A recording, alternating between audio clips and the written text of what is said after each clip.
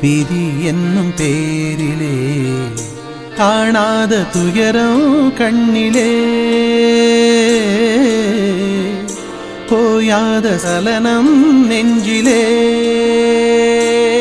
இறைவா சில நேரம் எண்ணியதுண்டு உன்னை தேடி வந்ததும் உண்டு சன்னதியில் சலனம் வெல்லுமா இறைவா அன்பான புன்னகை செய்வாய்